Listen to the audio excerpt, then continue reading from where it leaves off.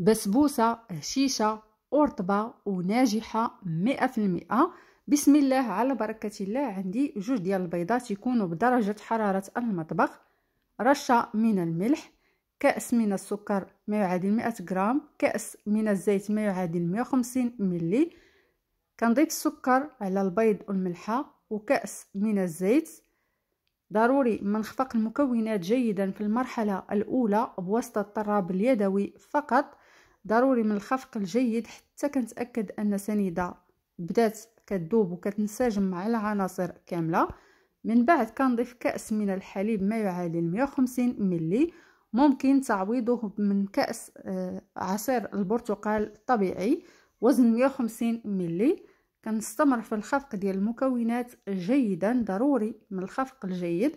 من بعد كنضيف علبة ديال الياغورت، اما طبيعي مسوس اما فانيلا، وزن 110 غرام. كتجي هاد البسبوسه رائعه جدا، من الوصفات الناجحه والوصفات المعتمده عندي.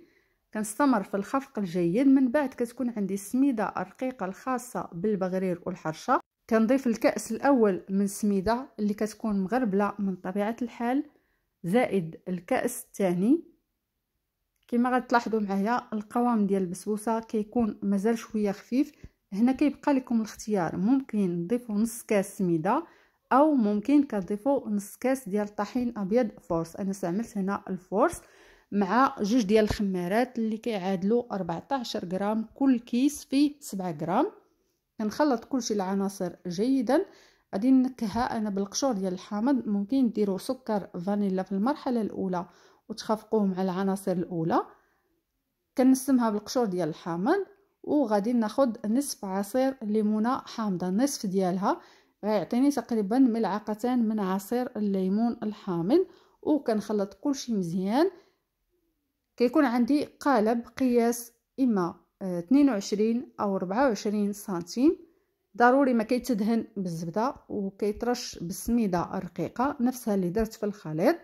كنوزعو على القالب. ممكن ديروا قالب مستطيل وندخلها الفران كطيب فرن متوسط درجه الحراره.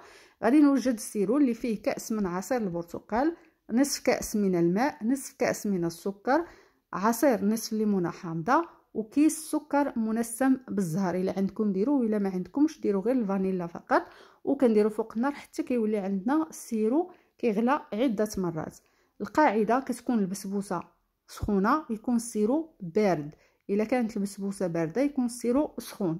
كنبقى كنفرغ عليها. لاحظوا كتمتص بكل سرعه وبكل سهوله حتى كتشرب مزيان. وكنتاكد انها بردات شويه. انا بما اني درتها في هذا القالب الدائري غادي نخليها كتبرد شويه، وغادي نقلبها في الصحن ديال التقديم ونزينها برقائق اللوز. ممكن تزينوها بالكوك حتى هو كيجي معها زوين بزاف. انا غادي نقلبها في الصحن ديال التقديم ونخليها على هذا الوجه هذا. ممكن دهنوا ليها الوجه بشويه ديال المربى باش كيلصق رقائق اللوز، ونخليها حتى كتبرد تماما. كتقطع وكتقدم. كتجي من اروع البسبوسات اللي ممكن تجربوا. ممكن تحضروها نهار العيد، كتجي رائعه، غتحمر لك وجهك. سهله بسيطه وسريعه، ومكونات متوفره في كل بيت وبالصحه والراحه.